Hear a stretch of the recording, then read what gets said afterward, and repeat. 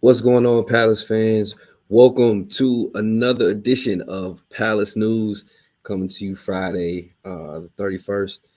Before we get going, for everybody that's tuned in right now, thank you all for joining us again. It's been great getting our consistent content to you all throughout the week. I think we've gone on every single day this week live, so it's really huge. So I'm your host for today, joined by my man AJ. AJ, what's going on, man? Not much, man. It's nice to have these shows and actually have content to talk about rather than offering deep speculation or working on hopes and dreams. It looks like things are actually happening here, man. It's exciting. Absolutely, absolutely. So, actually, going with what AJ mentioned, there's a ton of stuff to talk about today. It's kind of crazy uh, how much stuff has happened today in the last 12 hours or so. But crazy that D can't join us today. He chose one heck of a day to be traveling back to London, but we're here instead. But before we get going on all of the topics for today, everybody, want to make sure that we ask you all to please like, comment, and subscribe. We're on our way on the road to 5,000 subscribers. So for those of you that are tapping in with us that may not be subscribed at this point, if you like the content, please subscribe. It means a great deal to the channel, along with the likes. As you know, we will be taking questions during the show, so make sure that you put a Q with a colon and then followed by your question. That way we can be able to highlight it and make sure that we ask your question later on in the show. But moving right into the first topic of today, this actually was the splash screen showed, is that apparently Palace are flying to Italy today in a bid to sort out a deal for the player who is on Oliver Glasner's hit list, which is Daichi Kamada. Palace wanted to wait on Kamada before selling other players, but Lazio are trying to tie him down first. So now there's urgency in the move, and that was reported first by Alan Nixon. Then more reports came out from Fabrizio Romano after new deal talks collapsed with Lazio due to issues over release clause. Uh, Kamada came back onto the radar of Palace and has been on the verge of signing with us. Glasner actually reached out and gave him a call as they worked together at Eintracht Frankfurt, and verbal agreement is almost done between Palace and Kamada's camp. So they're just waiting on formal steps to be done in the process. So, kind of like what you mentioned, AJ, it seems like this is taking steps to being a little bit more than speculation. I agree. It's quite interesting actually, because normally for us it's the other way around over the years. We've had a player Mm-hmm. that we've had it, and he's ended up at someone like West Ham or gone Fulham or somewhere like that. Um, I like it, man. It looked like it was sort of all but over 24 hours ago.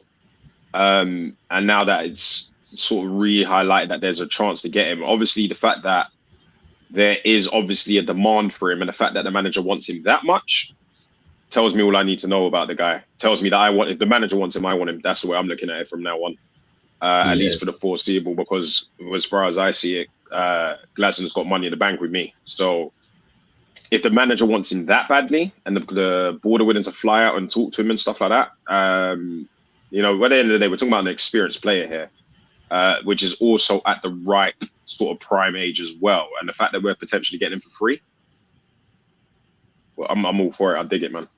yeah, that's huge. I mean, I think us as a fan base, first and foremost, we're having to adjust to what we're seeing uh, and what we've been accustomed to in the past, without a doubt. I think a big part of it, like you said, is just trusting that this is, trusting in our manager, trusting in Dougie, which, I'm still surprised that some of our fan base still hasn't, fully, trusted in what Dougie Freeman's plan is and what he's doing for us, and how it works as far as making us better.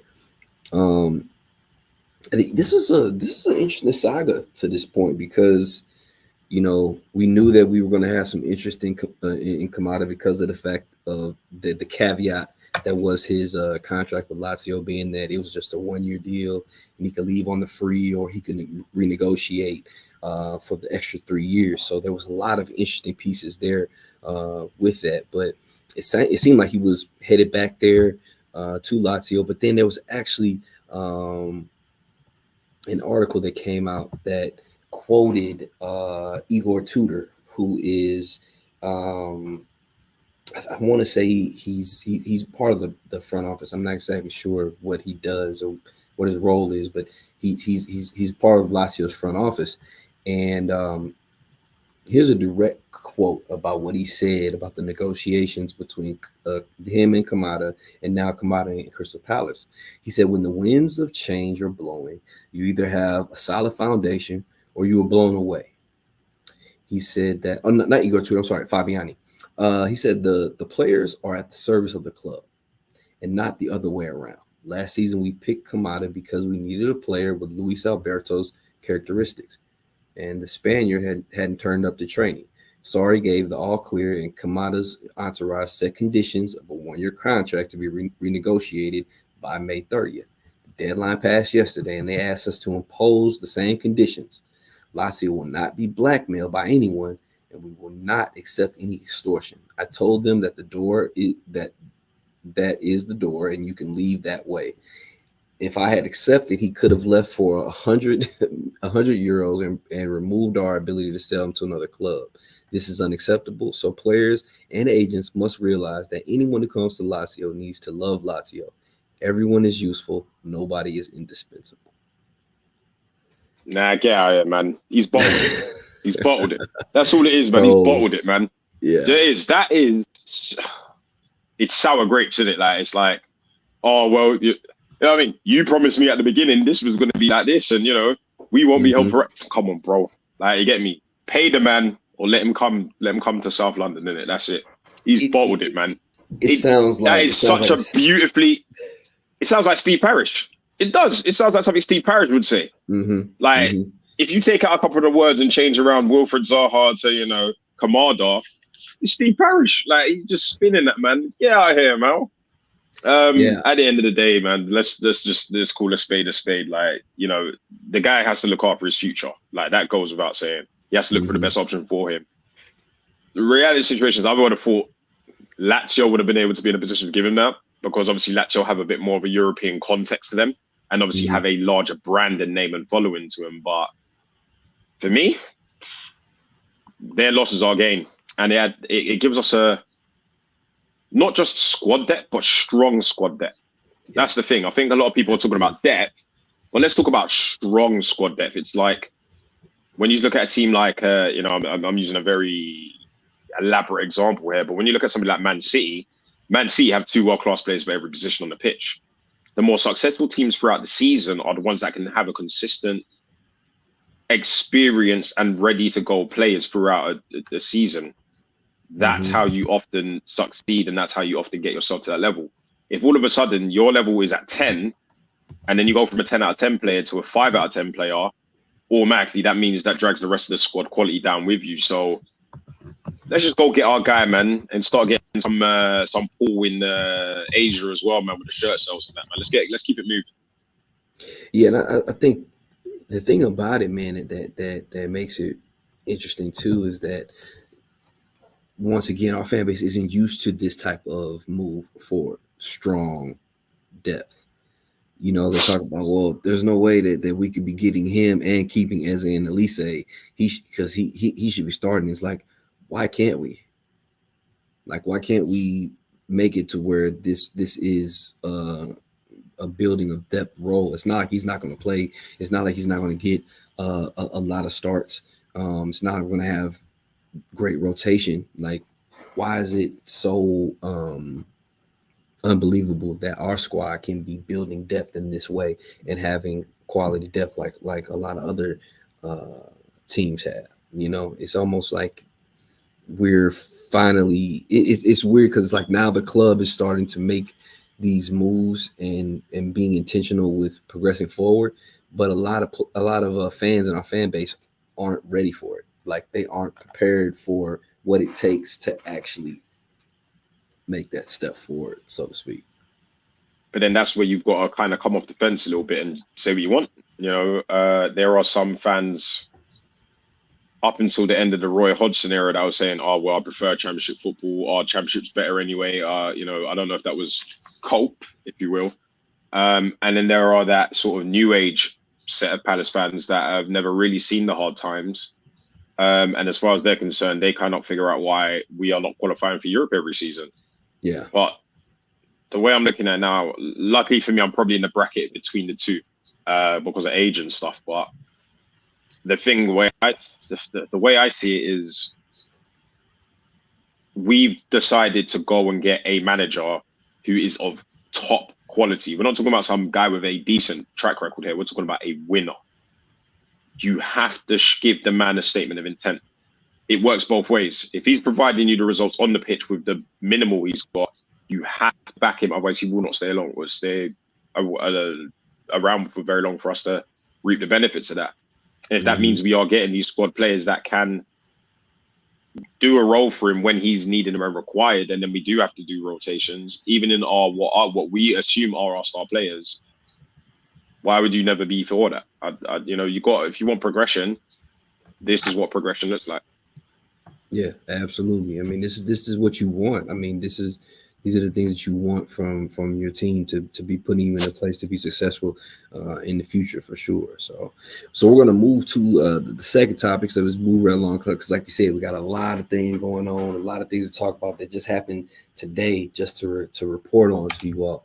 So the second story actually is one that we've touched on multiple times leading up to today, but a little bit more information was given out, and that is in reference to Moroccan defender Chadi Riad, who, as we know, on Wednesday completed a medical in London with the club on his proposed move to Crystal Palace. But there's been reports that's come out that he's expected to sign a 5-year contract with Palace, and the fee that's been agreed is in the region of 15 million.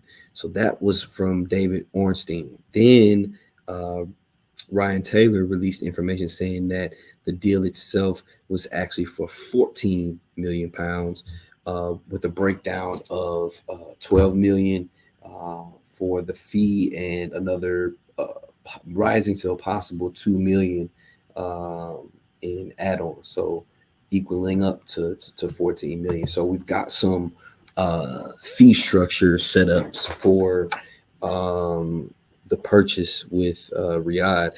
14 million pounds total for a guy with that caliber, with that pedigree, with coming from La Masia. Like that's an incredible purchase amount, I'd say. Yeah, I mean the fee doesn't bother me too much because it's not really my money. But if you compare it to what the rest of the world has to pay in a ever-growing market of players, bang average players go for 30, 40, 50 million pounds nowadays. So exactly. For the value for money, and I don't know how for the life of me, I cannot figure out how we always pull these bargains off. Like how do we always seem to pull it off? And this is not me complaining, by the way. This is just me laying back and kind of sitting there thinking, you know what? A player of that ilk and with that kind of quality and experience for less than 20 million pounds is crazy. Yeah. And, I think part of it is just doing your work. Yeah, doing the work.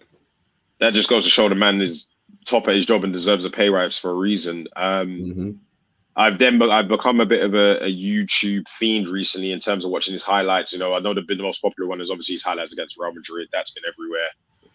But just watching a couple La Liga games or La Liga highlights of him, he looks solid, man. That's the thing. He looks solid. He's like a little brick house. I mean, if we do unfortunately lose Gay, then at least we know we're set. If he obviously decides to stay, which I'm not quite sure he will, but even if he did decide to stay, at least we know we have a ready-made replacement there as well. And then allegedly we are also eyeing up another centre midfielder as well. So, sorry, centre back even. So it's good money. It's good value for money. Even if it went left a little bit, there's not a ton of money that's been wasted here. So I think that protects the investment as well. You know, the fact that he's not too expensive. He is a Moroccan international, so he obviously must have a degree of experience as well, and he's actually at a pretty decent age. Yeah. So So I think he's you 20. know, end of the season, let's call it what it is. We did really well without Gay in the squad. So if you did put somebody that was a little bit more solid or a little bit more experienced next to the likes of Anderson, or if you do the whole three in the back thing with Richards as well, he slots in there perfectly. Yeah, absolutely. And it's interesting we talk about that deal and saying to yourself, how do we keep doing this over and over again at this price point for this talent? Like this is something that Dougie has consistently demonstrated is the evaluation of the young talent and then finding it at a fair price. And I'm agreeing here with Tim and what he said. It's a very good deal, and it's in the same range as Richards. I actually mentioned that same thing last show. It's like, yeah, we got Richards from Bayern from about for about the same amount. I think 12 million uh, plus incentives. So great deal once again from Palace, and uh, great that we got it done early to bolster that back line. Uh, Palace 1439 says he only costs Betis 3 million, but Barca take 50% of the process. It's a good deal for all parties, and not a Gahey replacement, by the way. Right, and I don't think he is a Gahey replacement. I do agree. I think that would probably be a different move. I think this is a move that's made in order to bolster the ranks, even in the event of keeping uh, Gahey in this situation. So we'll see how that goes, and we'll see what happens. But um, I'm just impressed with how fast we're moving. Um, how the types of moves that we're trying to make, and then of course, like you said, the money is being spent out there. So moving to the next one on the list, Crystal Palace, according to Bobby Manzi, are well placed to sign Ben Johnson, who's expected to be released by West Ham in the coming weeks. Johnson will provide further depth for Crystal Palace's back line with his versatility. Now, I think last time we were on together, actually, AJ, we chatted very, very shortly about Ben Johnson, but this is a young. Once again, I think he's like 24, so he's a pretty young, experienced Premier League defender that can come in on a free here. So, how do you feel about the thought of bringing him on? I'm gonna be honest. Since the other defenders we've been linked with, it doesn't excite me as much. It kind of, I don't love it, but I don't hate it either. It's a bit meh, like if that makes sense. It's a bit like Mm-hmm. underwhelming a little bit Mm-hmm. because, as far as I understand, he wasn't ripping trees up at West Ham, at least not to my knowledge. He doesn't particularly play week in and week out at West Ham. I mean, Mm-hmm. what I know he can play right back and centre back. Can he play left back? Yeah, he's actually I'm not played left back sure. too. Yeah, he's made Um, appearances for him at left back. yeah, maybe it's just me that the way I'm thinking and thinking about the other potential defenders we can get through the door. But I'm gonna be honest, it just doesn't excite me on any kind of level. I'm actually feeling a little bit almost dismissive of it. Obviously, Mm-hmm. always having a squad player, he's at the right age, he's got Premier League experience, so he knows what the league is about, and he is quite physical. Mm-hmm. I'm not that fussed about it, to be fair. I mean, If we get him I for a mean, free deal, like, all right, yeah, that's good. But am I going to go out and buy his shirt? Am I going to start chanting his name? Is he going to play him week in, week out? I don't know. I don't know. It's a bit meh. Like, it's just I think the very thing about it is, dull. I think it's nice that you can talk about it in that way now, Mm, because I feel like in the past, like prior to us going out and getting a guy like Munoz, if we're in talks to bring in Ben Johnson, we're probably a lot more excited because he's finally going to be the right back that we've been wanting to get to supplant a Ward or Klein. You know what I mean? So like the caliber of I guess the where we place that has changed significantly, because I feel like in the recent past, maybe that move takes a higher priority on it. Tim says I I don't want know. that one. He said, I want that one, T. I love the idea of having Ben Johnson on a Bozeman, positional flexibility, center back, right back, even left back in emergency. Plus, he's got some pace. Yes, yeah, he's decent on pace. He's strong. He's really good. He's a good passer too. He's a really But the adept objection I've passer. got to that, T. Sorry, T. The Mm-hmm. objection I've No, got to go that is ahead. I swear he's in. I swear he's injured, bro. I'm so sure I remember reading somewhere that he's had a I fair don't know. I bit of mean, injuries. I don't know. Looking at his past couple seasons, he's been available more times than not. I mean, we can double check it, but I mean, I know this Mm. season in particular, he was. I want to say he was more available more times than not. But I mean, it's one of those things. If he is of the more injury prone caliber, at least we're not asking him to be an everyday starter. You know what I mean? Those days. So this year But he then, didn't miss this season. He didn't miss any time from injury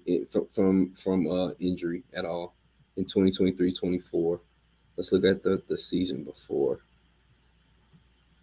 in 2022-23. 2022-23, he had a total of 29 appearances. And of those 29 appearances, well, with those 29 appearances, there were some times where he wasn't in the squad, but none of them were due to injury. So he's been fully healthy for the past 2 years for sure. So that's a good thing to know.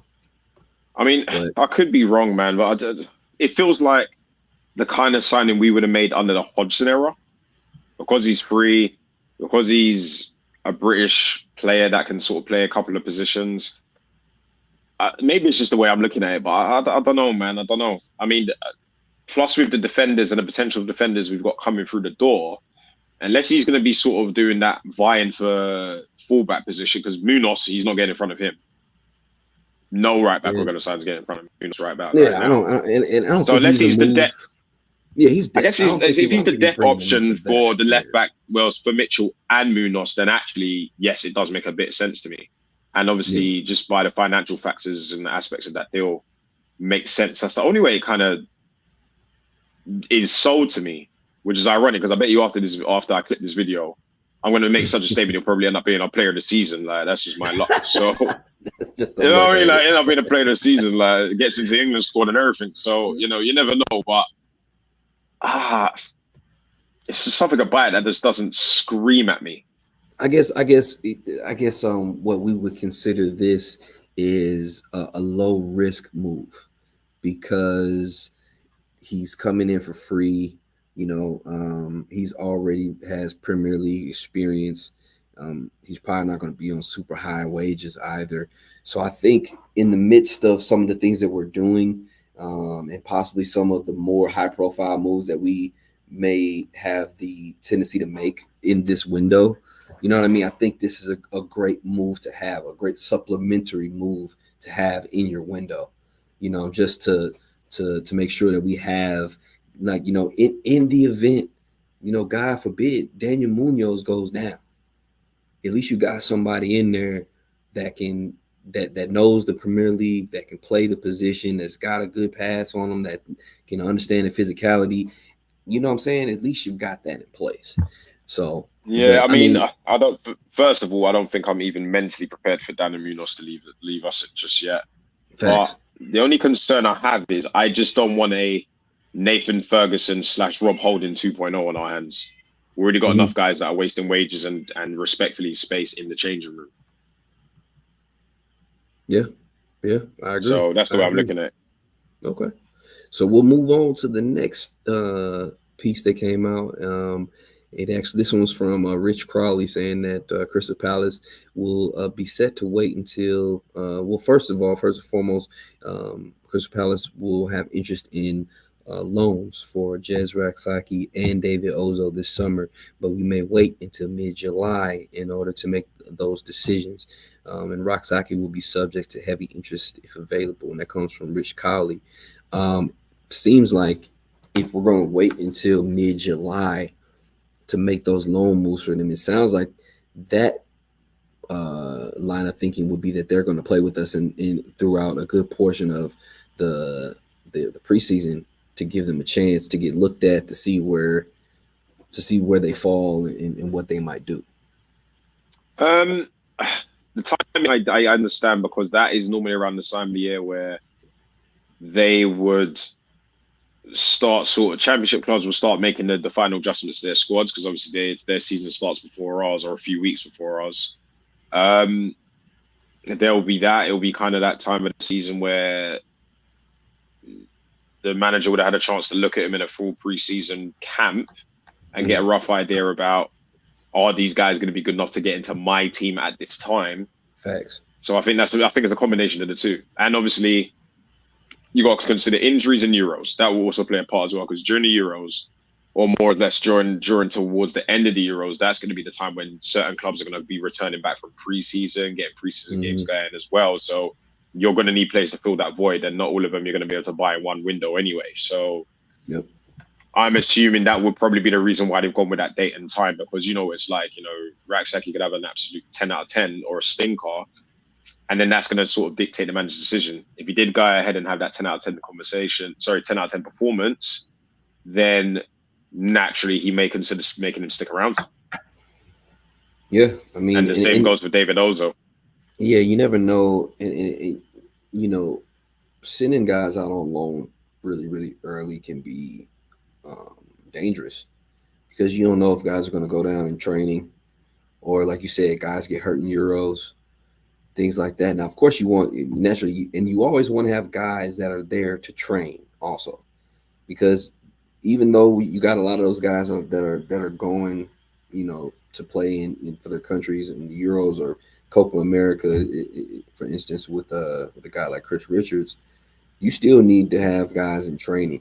The show doesn't stop there. You're still going to have guys that are preparing and training. So keeping them there for that as well is important. But you don't want to loan out guys too soon and then shoot yourself in the foot if somebody goes down and now you can't bring a guy like Jez Raksaki into the fold. So, but interesting, yeah. And then Colin mentioned it here, is that Millwall's interested in actually both of them. Would you send him to Millwall? Do you know what, right? Nah, fuck him. I don't care, bro. Nah, fuck him. I don't care, bro. Fuck Millwall, bro. I don't care. Do you know what's mad, right? They'd probably fit into that squad perfectly. They do. And we already sent Jess to Charlton. Like, do we want to send him to another? Nah, fuck him. Fuck him. Charlton got lucky to have him, bro. And then they're forgetting like who they are now, like holding that in League One. Nah, fuck that, man. I ain't giving Millwall no benefit, no chance to get promoted. Group way. Forget that. You might enjoy the little broken down stadium thing down in Bermondsey and that, bro. Like, let us do our thing over here. Yeah, it's like, no, like we would rather see their demise than to help them stay up. Because didn't they almost go down this year? Oh, Millwall's a weird one, man. The problem that Millwall had was there was almost... No, they had this really weird period in the championship where it was like 12th to 24th place. There was like a 6-point gap. So it was like every week it just kept changing between them. But in the end, they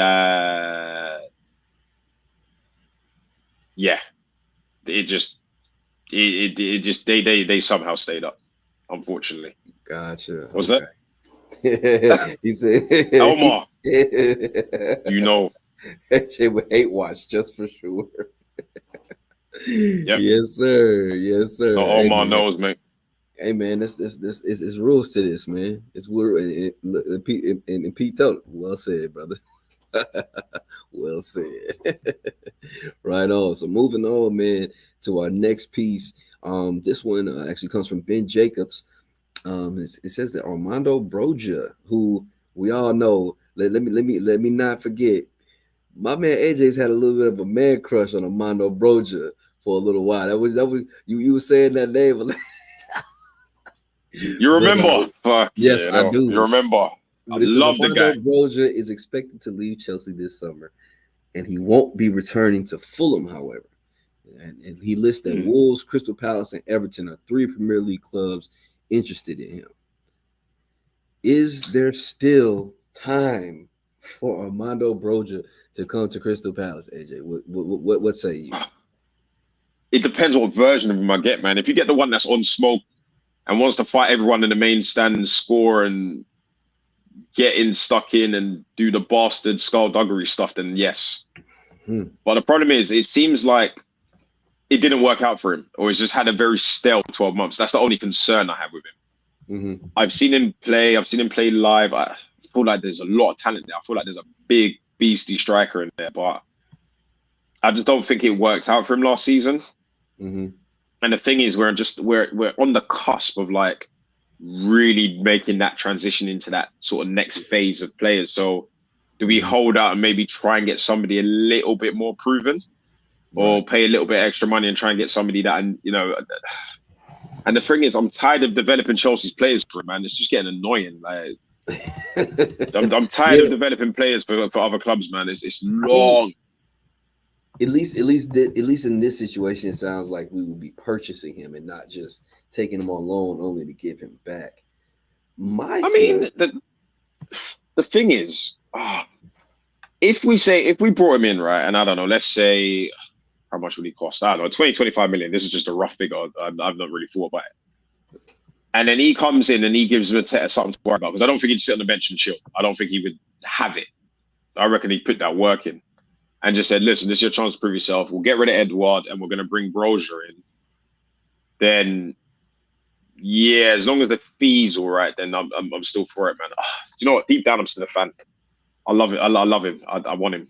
Like, at Palace, I feel like he'd do bits. But I know what Chelsea can be like, and Chelsea might want to do us a little dirty because of the Elise thing that went pear-shaped. So it just all depends on the fee. The fee will make it execution. And that's why I don't see it being a feasible option for us, because Chelsea's in, first of all, we know Chelsea's in a situation where they need to offload some guys, and they're looking to get fees for the guys that they offload, especially because of the exorbitant amount of money that they spent on players last year. And unfortunately, I think that's the reason why I don't see the Broja thing happening, because they're going to want 20 million, 25 million for him.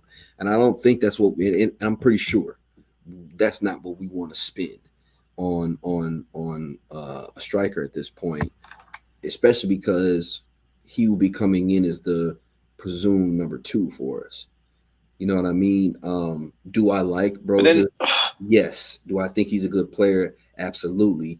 But I just don't see us going out and spending the money that Chelsea's going to want for him in order to bring him in is what I'm saying here. So I'm not saying that I don't think he's a good player, because I do. I just don't think that with where our needs are as a team and the money that where we need to put money into the squad, I just don't see that 25 million going out for a backup striker.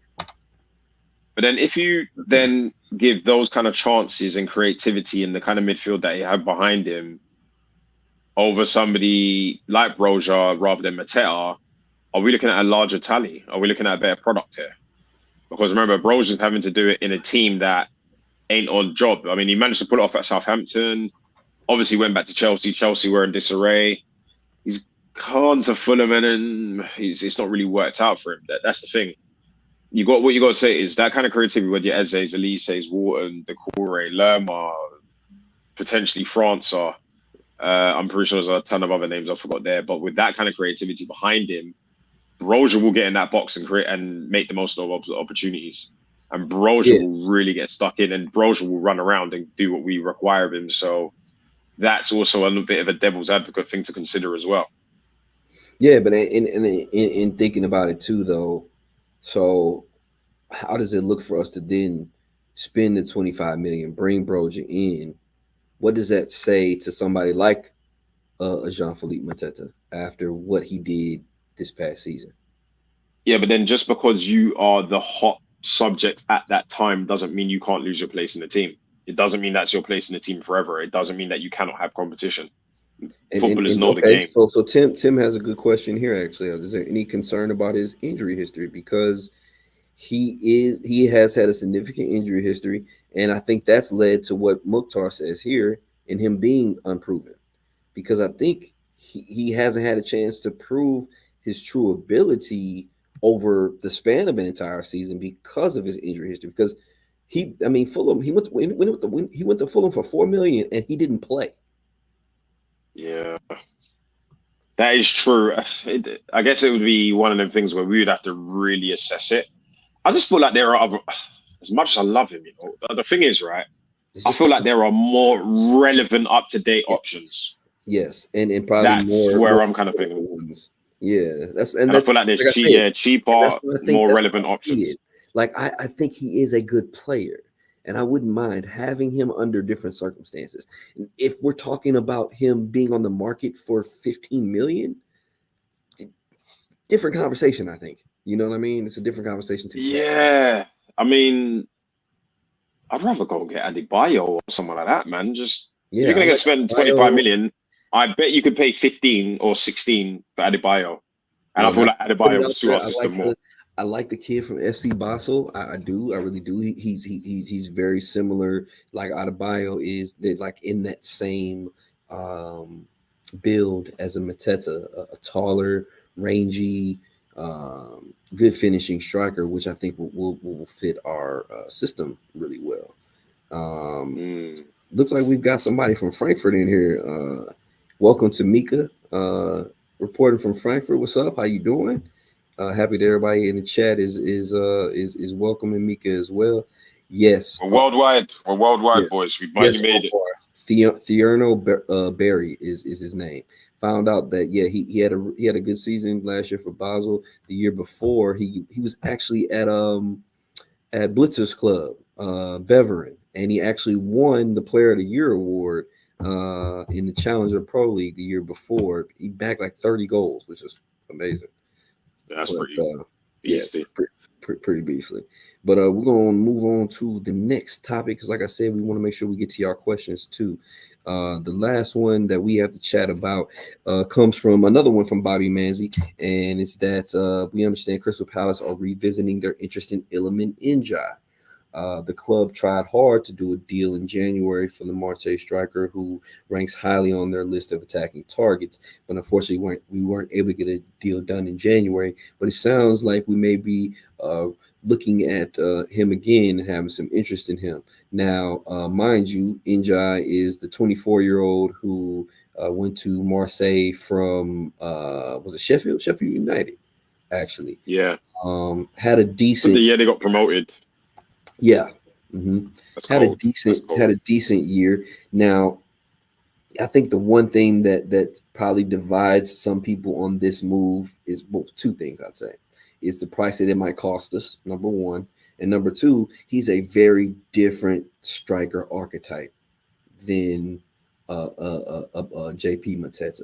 So the talk of bringing in a guy like Injai, how does that sit with you, AJ? Not at all. That's another one that underwhelms me. Uh, Yeah. he Okay. went. Don't get me wrong. He did very, very well at Sheffield United. He did amazing for him.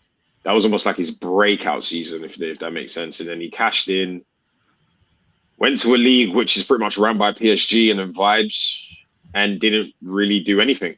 Why should we all of a sudden be forking out the bill for a player that is obviously struggling with that elite level of football? I'm not feeling it. Once Yeah, again, I feel like there's just better options for that kind of money. yeah, and I think about like the type of striker that we're seeing have success in the system, and I don't see that type of striker being very successful. Um, I think, and I'll go out on a limb and say I think he would be more successful in an Elise or Eze role in our system than as the out and out striker. To be quite honest with you. Mm. Mm. I just don't. I'm not feeling it. Nah, Palace it just 1439 says underwhelms. he doesn't know where the net is. Good lord. Yeah, didn't he score like one goal in like Well, he X amount of wasn't games? Like playing. he's Yeah, he wasn't spotless. playing a lot. Like he wasn't playing over Aubameyang. So yeah. Yeah, So exactly. Like, and that's not right after Aubameyang. Aubameyang is an amazing striker, but yeah, let's Aubameyang's not that man older is than me. So ageless. Jesus, that man is still doing. Aubameyang's probably older than me. So let's not get cute about it. Like, if you're done at it, if you're done at it, you're done at it. Let's not get cute and start stealing scraps because that's not how we're gonna get things done. Hey, and like Bollock said, do the right thing. Like the stream, like, comment, subscribe. We are on the road to 5,000 subscribers. It means the most. You don't understand, guys. We are getting right now more viewership on live streams, on our replays on YouTube. We are getting more than we ever have before, and it's because of you all. So please continue to support, continue to tune in, continue to like, to comment and subscribe, and it means a great deal. I mean, we love the fact that we can pop on here live and chat with you all and get so much feedback and so much interaction. And literally, and this is just being quite honest with you all. I'm in America. You all are 6, 7, some 8 hours ahead of me. But as soon as I get off of this stream, I'm communicating with people via X or Twitter, whatever you want to say. I'm going back and forth, new followers, getting to communicate and getting to know you guys. And so we appreciate it, man. So make sure you continue to support the channel. Shout out to D for everything that he does behind the scenes and in front of the scenes, to get everything going and to have gotten us to this platform for sure. So we're going to start looking at some of these questions from you all, just knocking them out really quickly. Is Kostic still linked with Palace? I only saw like one really weak link with him at one time, and I haven't heard. Yeah, I haven't seen anything. I think that's more of a. I hate him. He's brilliant, but I think that's just a link to Glasner because he played for Glasner at. But then that's going to naturally happen. We're going to be linked with everyone that was there. Even he's almost 30, so I don't see that happening like with our setup. So this was in reference to Kamada. Is he definitely free? Yes. He would be free. That contract. Yep.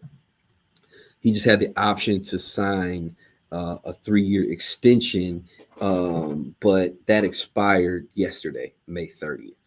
So Patrick's question here says, why do you think Chadi Riad came to Palace since he started for Real Betis and he may start here as a squad guy? Plus, Betis is in Europe next year. With that being said, glad he is coming. Belief. I mean, it could be.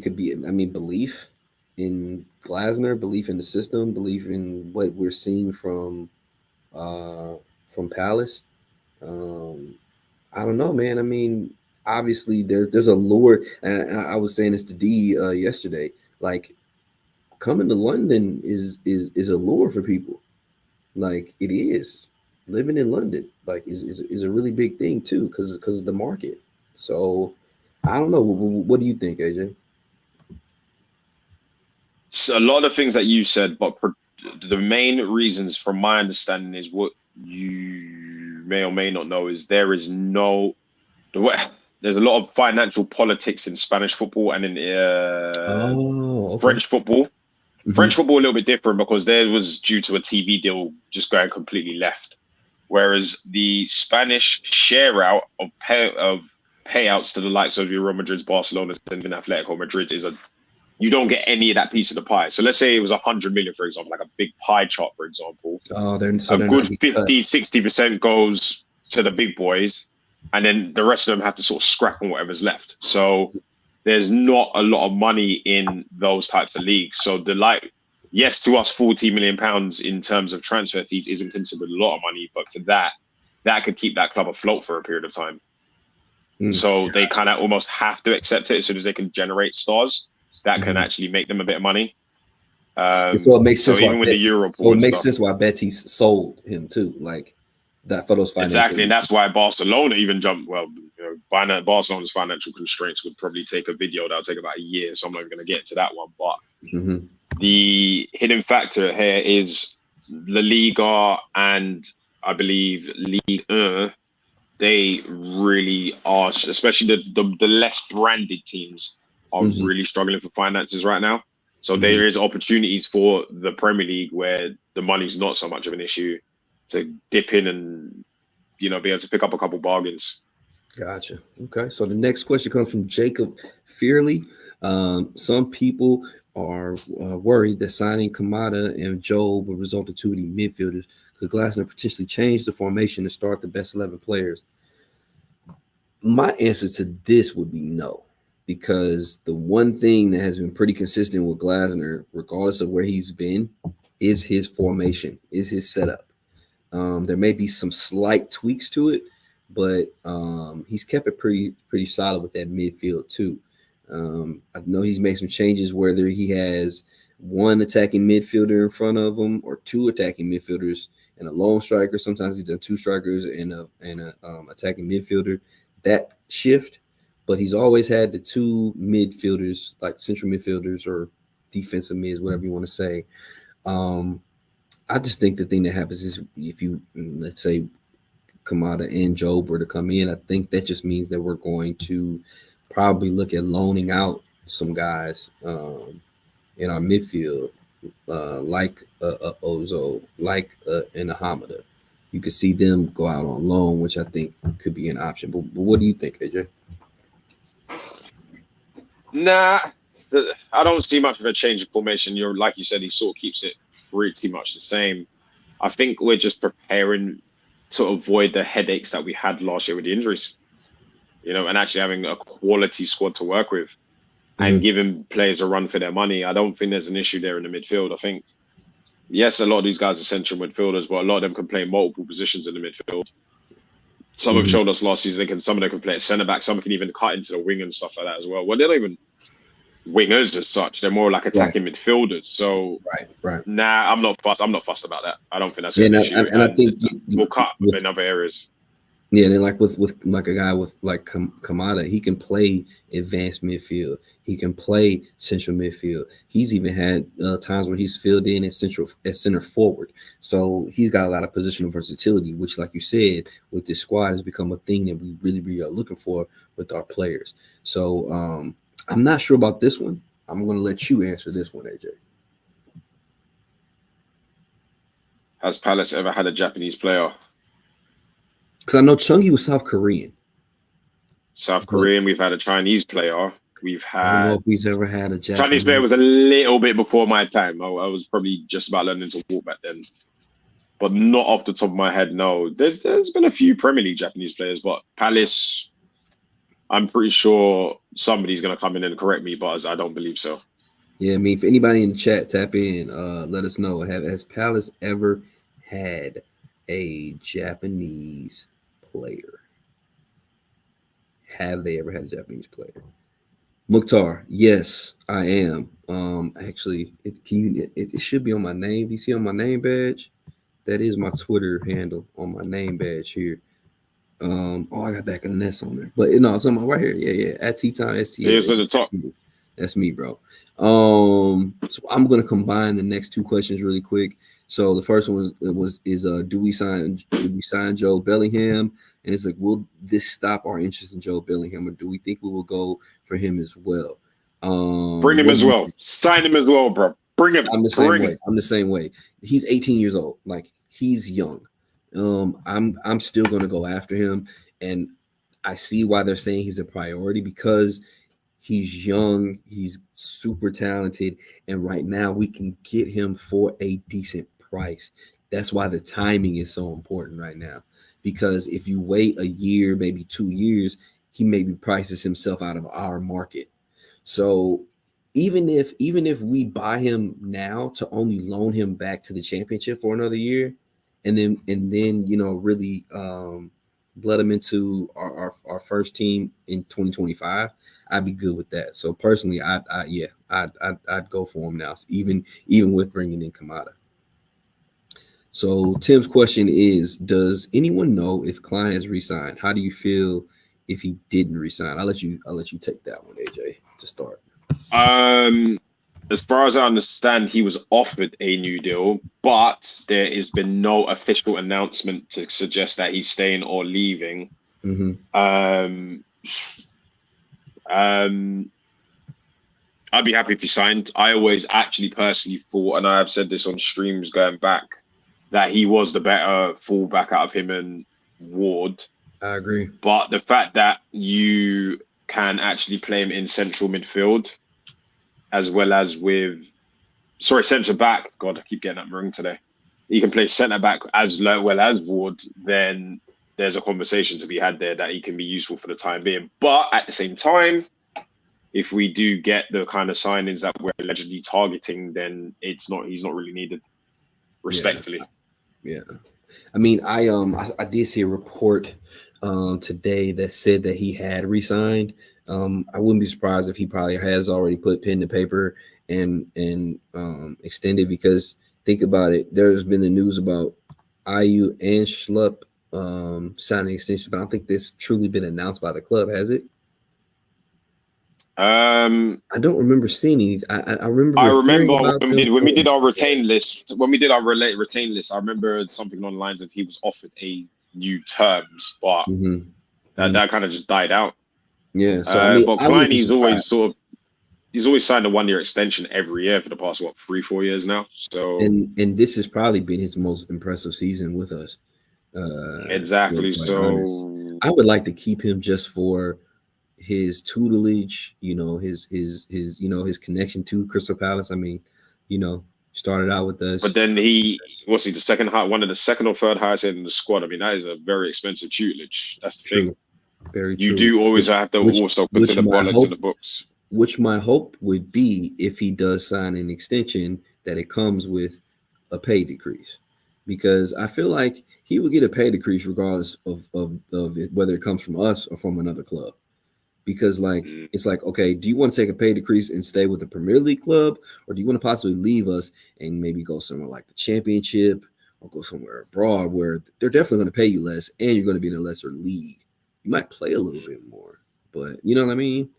So I don't know. That makes sense. We'll have to see. But I mean, I wouldn't mind keeping Kleiny as long as it's feasible for us. So Ian asked, "What are Kamada's stats from last season?" Ian, I got him pulled up. In all competitions, 4 goals or something. yeah, in all competitions last year, he had 38 appearances. He had 2 goals and 2 assists. That's in all competitions. Now, I wouldn't necessarily judge him on last season because he had a much more bit part role with them. But in his years before with Frankfurt in 2022-23, he had 47 appearances, 16 goals, 7 assists. That was partially with OG. And then in 21-22, when they actually won the Europa League, he had 46 appearances, 9 goals, 4 assists. So I think he's still a great addition for the depth piece. So, but those were his stats from last year. Colin said, "Do you think our second striker should be quick and nimble, or a striker like Mateta?" What do you think, AJ? Quick and nimble, it gives you something different. The problem is, if you just swap like for like, you're going into the definition of insanity. So you want something different so you can literally change up the tactics and attack and create in a different way. Okay. Me personally, I kind of would err more towards something that's closer to Mateta, but not exactly the same. You know what I'm saying? Like, okay. Yeah, but then the problem is, if they get, I don't know, let's say you're just whipping balls at the box, Mateta's not getting them, and then you change the creativity and start playing across the floor, and you've got a speedy, brighty striker in there, you're going to get a different outcome naturally. True.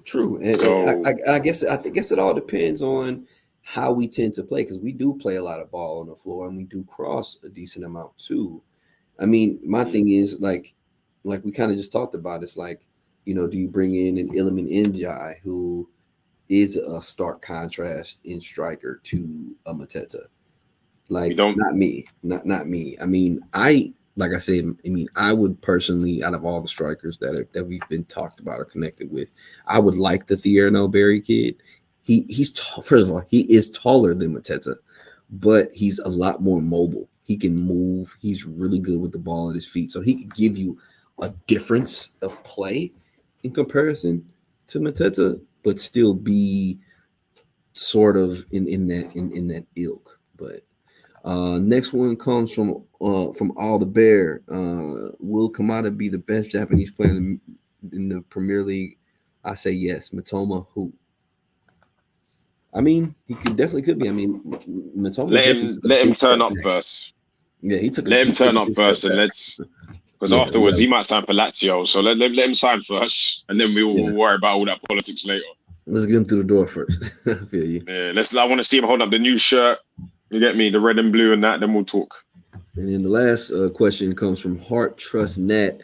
França was more of a statement, but França is going to be a beast under Glasgow. I say, is França going to be a beast under Glasgow? Yes, he will. He is going to be Ronaldinho, Neymar incarnate.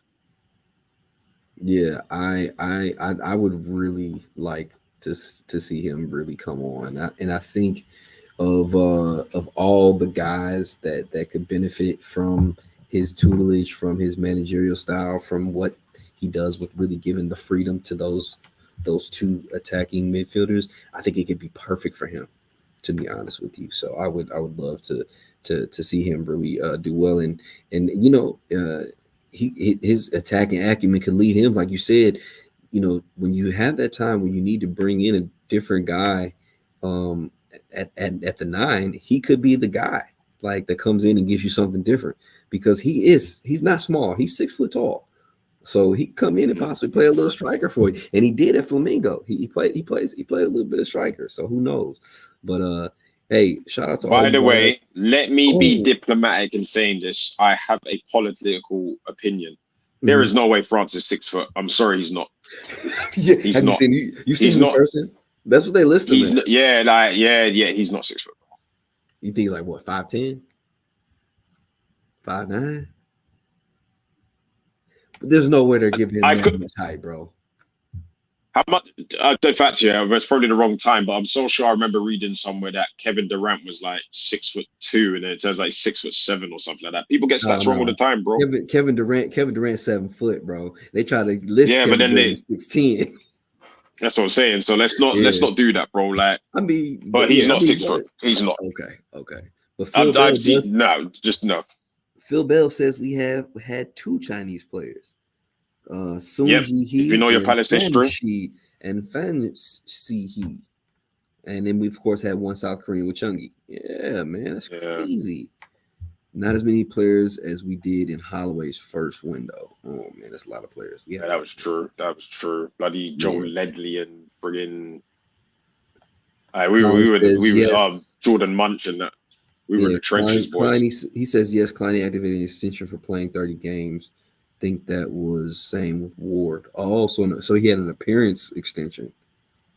Huh. Okay. Interesting. You earned it. If that's the case. No, he definitely earned it, man, for sure. Yeah. Appreciate you, Boom Slang. Spot on T, Kamada, Frankfurt, he was fire. Yeah, he really was, bro. Cannot lie. Okay, well, shoot, man. That'll pretty much do it, man. For today, we appreciate it. He said he's 5'8". So thank you. 6 foot. Come on, bro. I gotta see him stand up to some guys, man. They got him listed. If he's 6 foot, right? If he's 6 foot, then I gotta be at least 6'7" or something. Because boy, the maths ain't mathsing. You know what I mean? The math ain't math. Well, hey, man, that'll about do it for us. We appreciate you all. Man, we almost went a whole hour, man. That's awesome. I mean, there's so much to talk about, so many things to discuss. I'm not surprised by it at all. But we appreciate you all for tapping in with us, man. We will be coming with more content soon. I mean, from all the man, my man, AJ just said peace. I'm gone. Bye. Peace. But hey, we will be having more content coming out soon. Naturally, but so much going on and so many things. Who knows what tomorrow may bring? So we'll make sure that if anything happens, we'll be able to get back on and stream with you guys. Appreciate you all always tapping in with us, no matter when, no matter where, no matter how. We appreciate it, man. Don't forget, if you haven't yet, please like. If you haven't subscribed, to all of our new people that are in here, please take a moment. If you're interested, subscribe. We appreciate it, man. It means a lot to us on the road to 5,000 subscribers. But we'll be looking forward to getting with you guys soon. And as always, okay, up the Palace.